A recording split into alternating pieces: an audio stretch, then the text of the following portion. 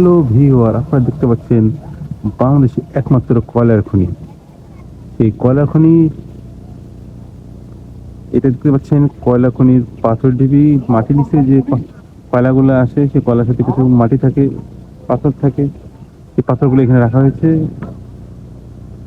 এই পাথরের পিছনে এই যে আপনার বিশাল একটা জলাশয় দেখতে পাচ্ছেন সেই দূরে। হ্যাঁ, আমি জানি না আপনারা কতদূর দেখা পাচ্ছেন।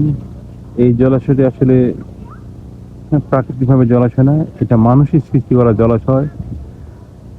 এই জলাশয় স্থানে আগে একটি গ্রাম ছিল। গ্রামটির নাম বড়পুকুরিয়া। গ্রামটির নাম ছিল বড়পুকুরিয়া।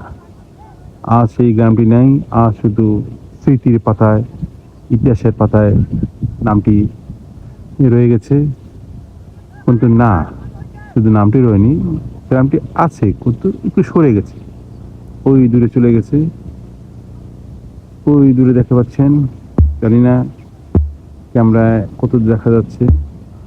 শীতের বিকালে আসলে কিছুটা কুয়াশা আচ্ছন্ন পরিবেশ, প্রাকৃতিক। গ্রামটি চলে গেছে, কিন্তু একটা আশ্চর্যজনক বিষয় হচ্ছে গ্রামটি এখান থেকে সরে গেলেও এখানে একটি দেখা যাচ্ছে কিনা মসজিদ, মসজিদটা থেকে গেছে। মসজিদটা এখানে থেকে গেছে।